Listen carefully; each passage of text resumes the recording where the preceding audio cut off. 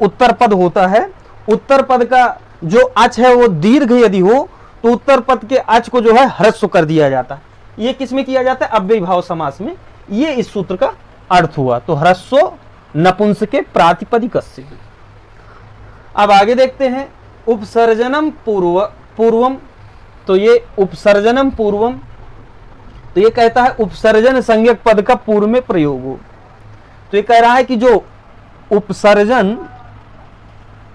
उपसर्जन संज्ञक जो शब्द हैं, जिन शब्दों की उपसर्जन संज्ञा हुई है उनका पूर्व में प्रयोग हो। तो आपको हमने पूर्व में बताया है कि पूर्व पद उत्तर पद क्या होता है? दो पदों से समास होगा। तो जो पूर्व पद होगा और उत्तर पद, ये और ये जो है समस्त पद हो जाएगा। तो ये सूत्र कह रहा है कि उपसर्जन संज्ञक पद का पूर्व में प्रयोग हो। तो जिस पद की उपसर्जन संज्ञा हुई हो, या तो पूर्व की या पर की, इससे मतलब नहीं है।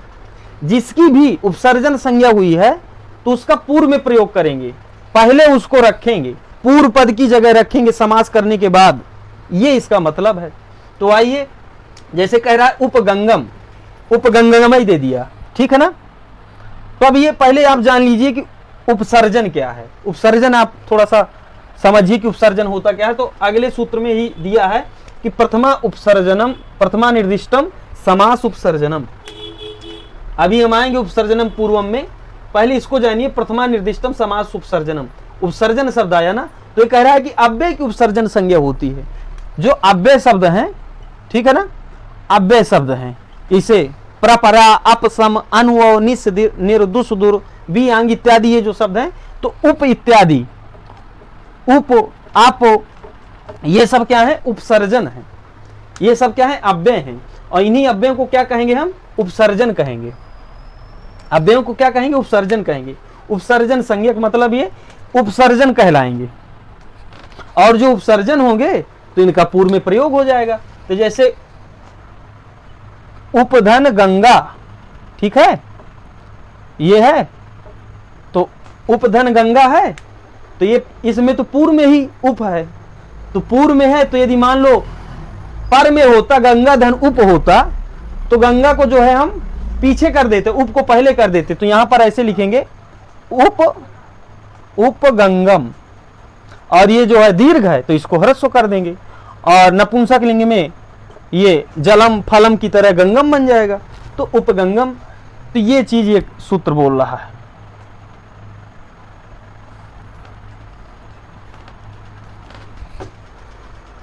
तो उपसर्जनम पूर्वम को भी आपने जाना कि उपसर्जन को जो है पूर्व में प्रयोग करना है। उपसर्जन क्या? उपसर्जन इसमें उप है और ये जो है संज्ञा पद है, ठीक है ना, तो इसका पूर्व में प्रयोग हो गया है, तो उपगंगम बन गया।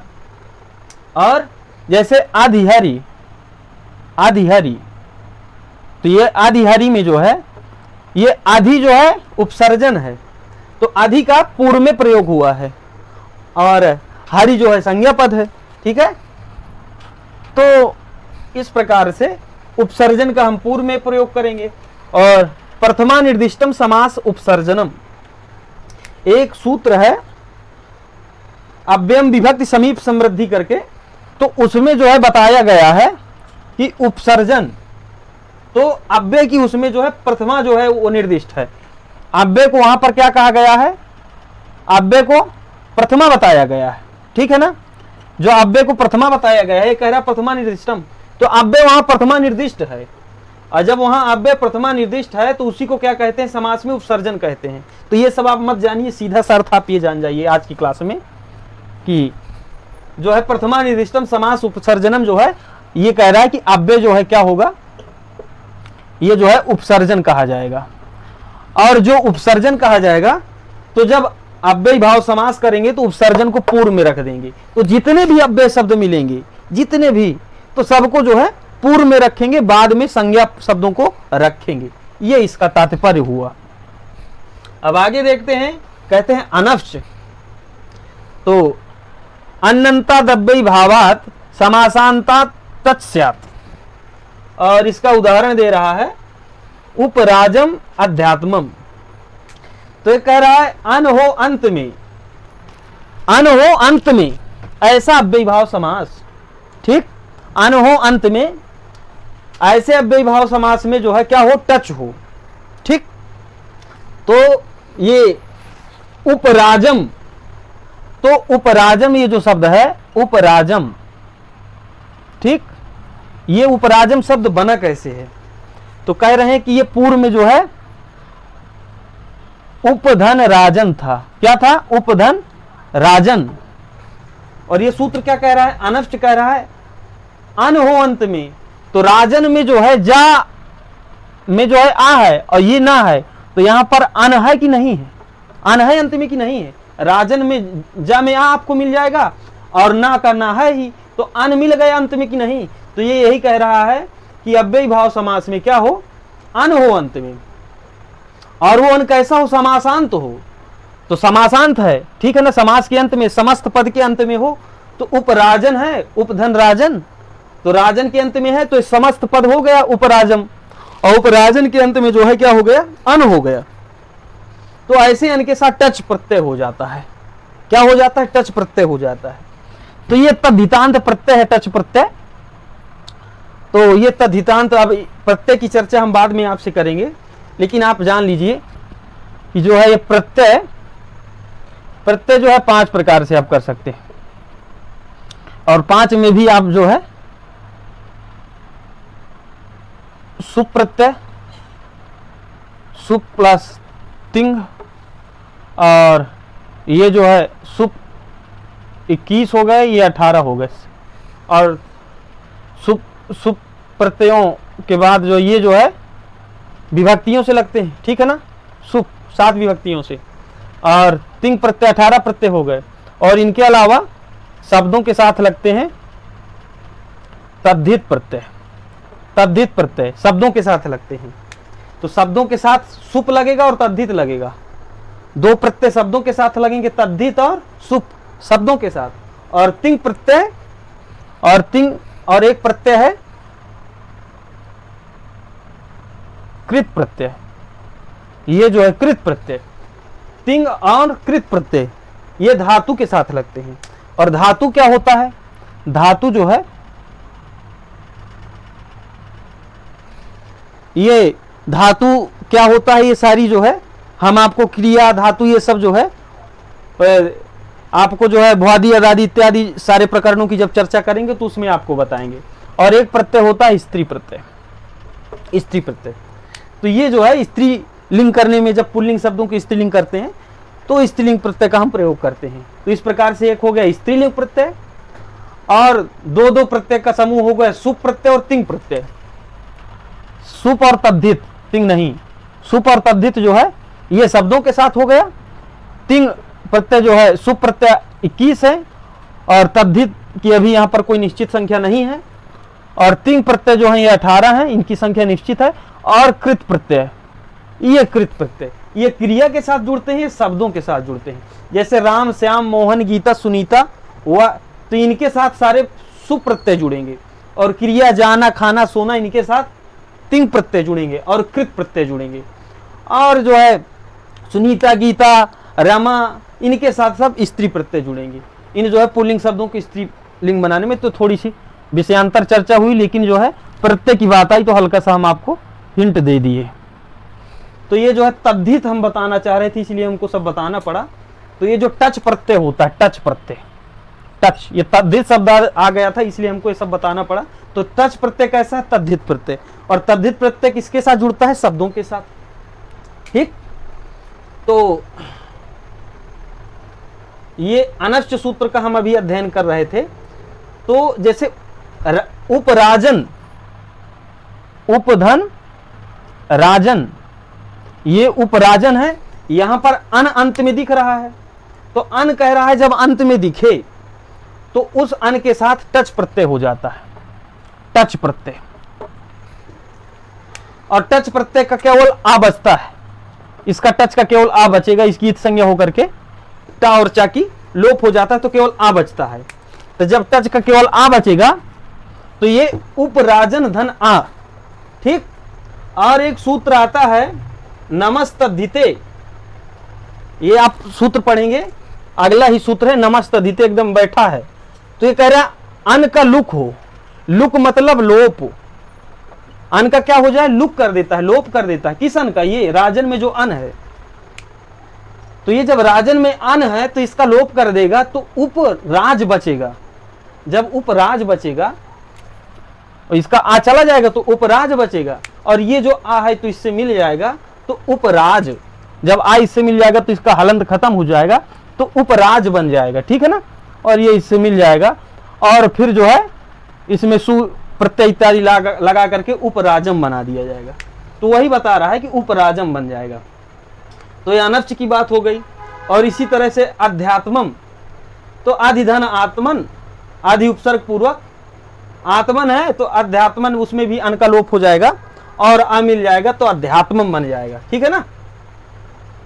और यहां पर एक संधि भी दिख रही है, आदिधन आत्मन है, यहां संधि हुई है, तो ये संधि प्रकरण में हम इसकी चर्चा करेंगे। तो आप जान लीजिए अध्यात्मम और उपराजम जो है अनर्च सूत्र के उदाहरण हैं, ठीक। अब आगे देखते हैं, ये भासंज्ञक टी का लोप करता है, तो अब इसमें टी क्या है, तो ये राजन में जो है, राजन में जो अन था ना, अन, यही टी है और इसी टी का लोप करता है, और ये भासंज्ञक है। तो नमस्त अदिते क्या करता है, टी का लोप करता है, अन का लोप कर दिया, और अन क्या है, टी है। तो यदि आपसे कोई प्रश्न करता है कि नमस्त अदिते सूत्र किसका लोप किया है, तो अन का लोप किया है, और क्या समझ करके लोप किया है, तो इसको टी समझ करके, भासंज्ञक टी समझा है, तो ये टी समझ करके इसका लोप किया है। तो उपराजन में जो है ये टी क्या है, तो अन है टी, ये टी एक संज्ञा है, संज्ञा प्रकरण में हम बताएंगे। तो आइए पूर्व की वीडियो आप देख लीजिए, संज्ञा प्रकरण से संबंधित, तो उसमें बताया गया है टी संज्ञा। तो राजन में अन जो है टी होता है। थोड़ा सा टी को हम बता देते हैं। कहते हैं कि कोई भी, जैसे ये यहां शब्द है, ये राजन है ना, तो कहते हैं कि अंतिम से जो है पहला जो स्वर होता है, अंतिम से जो पहला स्वर होता है, तो पहले स्वर को जो है क्या करते हैं, उस पहले स्वर के बाद वाले भी अक्षर को लेंगे और उस स्वर को भी लेंगे। तो पहले स्वर को लिए तो इसमें पहला स्वर हमको मिला आ, और बाद वाला जो अंतिम अक्षर रहता है इसको भी व्यंजन को ले लेते हैं, तो इसमें व्यंजन को भी ले लिए तो अन है। तो ये जो है टी कहा जाता है व्याकरण में। तो अन उपराजन में जो है ये अन क्या हो गया, टी हो गया। तो ये आप जान गए। अब नमस्तद्धिते सूत्र जो है ये आपका हो गया। अब बचा नपुंसका दन्य तरस्याम। ये नपुंसका दन्य तरस्याम ये कहता है कि अव्ययी भाव में नपुंसक लिंग में विकल्प से टच हो, ये भी टच करने वाला सूत्र है, और अनश्च भी टच करने वाला सूत्र है। तो दो सूत्र यहां पर क्या करते हैं, अव्ययी भाव में टच करते हैं। एक अनश्च करता है, अनश्च अन को देख करके टच कर रहा था, और ये नपुंसका दन्य तरस्याम कह रहा है कि अव्ययी भाव में नपुंसक लिंग में टच हो। तो नपुंसक लिंग में टच ये भी अन को ही देख करके कर रहा है, जिस प्रकार से अनश्च जो है उपराजन में जो है क्या कर रहा था, अन को देख करके टच कर रहा था, तो उपराजन, लेकिन ये एक कंडीशन लगा दिया, ये टच तो कर रहा है लेकिन कह रहा है नपुंसक लिंग में कर रहा है, वो पुल्लिंग में स्त्रीलिंग में दोनों में कर रहा है। कौन, अनश्च। ये जो सूत्र है ये कह रहा है कि चाहे पुल्लिंग का शब्द हो चाहे स्त्रीलिंग का शब्द हो, वो दोनों में यदि अन आ रहा है अंत में तो मैं टच कर दूंगा। लेकिन नपुंसका दन्य तरस्याम क्या कह रहा है, वो कह रहा है कि पुल्लिंग हो और स्त्रीलिंग हो वहां पर हम टच नहीं करेंगे, लेकिन नपुंसक लिंग का शब्द है और उसमें यदि अन है अंत में तब हम टच कर देंगे। तो यहां पर जो है उपसमिधम नहीं उपचरमम, तो यहां पर उपचरमन शब्द है। क्या है, उपचरमन। तो चरमन में यहां पर अन दिख रहा है आपको कि नहीं दिख रहा, अन है, इसमें अंत में अन है कि नहीं। और ये उपचरमन जो है नपुंसक लिंग का शब्द है। ये लिंग प्रकरण में आपको पता चलेगा कि कौन शब्द पुल्लिंग का है, कौन सा स्त्रीलिंग है और कौन सा नपुंसक लिंग है। तो इससे अच्छा है कि आप जो है सबसे पहले लिंगों का ज्ञान करें। समाज तो पढ़ रहे हैं ठीक है, लेकिन आपको लिंगों का ज्ञान होना चाहिए, तभी समाज अच्छे से समझ में आएगा। लिंगों का ज्ञान हो, विभक्तियों का ज्ञान हो, ये सारी चीजें आपको जब पता होंगी तब अच्छे से समास आएगा। और एकाएक आप आकर के समास पढ़ना शुरू कर दें तो ये जल्दी पल्ले नहीं पड़ने वाला है। आपको लिंगों का ज्ञान नहीं रहेगा। आप ये उपचरमन शब्द आ गया, अब हम कह रहे हैं कि नपुंसक लिंग, तो आपको पता ही नहीं कि नपुंसक लिंग क्या होता है। तो ये समझ में फिर नहीं आएगा। हम कह रहे हैं इसमें विभक्ति लगी हुई है, तो कौन सी विभक्ति लगी हो? सुबंत है। अब सुबंत ही नहीं पता तो कैसे आप समास पढ़ेंगे? तो पहले विभक्तियों का ज्ञान, लिंगों का ज्ञान, ये होने के बाद ये समास प्रकरण में आप प्रवेश करेंगे तो आपके लिए सुलभ होगा। तो इस उपचर्मन में जो है अन जो है ये अन दिख रहा है, और ये उपचर्मन जो है शब्द ये नपुंसक लिंग में है, ये नपुंसक लिंग का शब्द है, और ये उपराजन जो है पुल्लिंग था। ठीक, तो इसलिए अनश्च सूत्र से इसमें जो है टच प्रत्यय कर दिया। अन उपराजन में भी दिख रहा था, यहां पर उपचर्मन में भी अन है लास्ट में, लेकिन ये नपुंसक लिंग में है तो अन अनश्च सूत्र से जो है होने वाला था, लेकिन ये सूत्र कह दिया नहीं, हम विशेष कंडीशन रखें कि नपुंसक लिंग में हम ही करेंगे। जैसे कह दिया जाए कि रमेश इस बिस्तर में सोएगा, लेकिन रात में लक्ष्मण भी सोएंगे, तो एक कंडीशन लगा दी गई कि रमेश तो सोएंगे लेकिन रात में लक्ष्मण भी सोएंगे। इसी प्रकार से यहाँ एक कंडीशन लगा दी गई कि पुल्लिंग और स्त्रीलिंग में तो अनश्च सूत्र टच करेगा, लेकिन नपुंसक लिंग यदि आ जाए उसके अंत में अन शब्द हो, तो इस अन शब्द को देखकर ना और नपुंसक लिंग को देख करके फिर यहां पर ये सूत्र आ जाएगा नपुंसका दन्य तरस्याम। ये सूत्र क्या करेगा, ये फिर क्या करेगा, टच कर देगा। और टच का आपको बता दिए कि केवल आ बचता है, तो और अन का लोप हो जाता है। तो जब अन का लोप हो जाएगा तो उपचर्म बन जाएगा। क्या बनेगा ये? उपचर्म। अन का लोप हो गया, टच और आ इससे मिल गया तो उपचर्म बन जाएगा। उपचर्म आपको हम बना करके दिखाएं तभी जो है सही रहेगा। उपचर्मन है ये, तो इसका अन का लोप कर दिए, अन का लोप करिए, ये लोप हो गया, तो यहाँ फिर जब अन का लोप हो गया तो ये हलंत हो जाएगी, इसका निकल जाएगा और हट जाएगा, ये हो जाएगा। और टच प्रत्यय इसमें जब आएगा तो टच का आ मिल गया, तो ये पूरा बन गया कि नहीं बन गया? जब आ मिल गया तो उपचर्म बन गया, और जब उपचर्म बन गया तो सुबंत इत्यादि कार्य होंगे। सुबंत इत्यादि मतलब विभक्ति कार्य होंगे, इसीलिए कहते हैं विभक्ति प्रकरण पढ़ना आपको बहुत जरूरी है। तो इसमें जो है सु इत्यादि प्रत्यय ला करके नपुंसक लिंग में उपचर्मम बन जाएगा।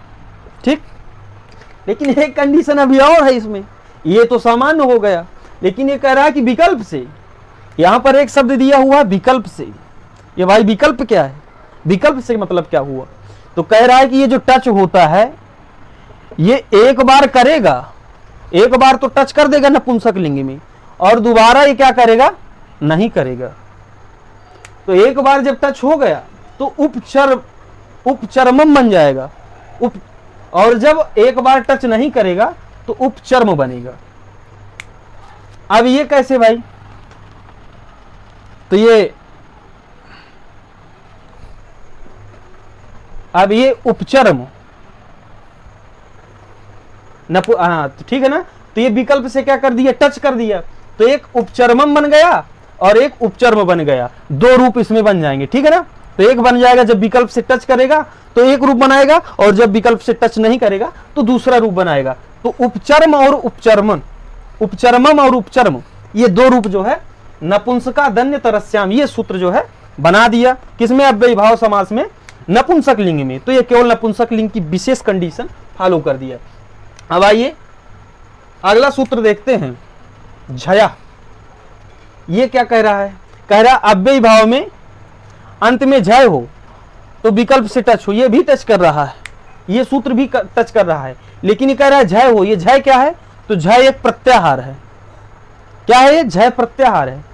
तो झय प्रत्याहार में आने वाले जितने शब्द हैं वो शब्द यदि अंत में आए तो टच प्रत्यय करेगा। तो इसमें जैसे उपसमिध है, तो उपसमिध में जो है ये धा जो है झय प्रत्याहार में आता है, झय प्रत्याहार में आएगा। आयुर्वेद रिल्ली के 14 सूत्र जब आपको याद होंगे, प्रत्याहार बनाना आपको पता होगा, तो ये झय प्रत्याहार आप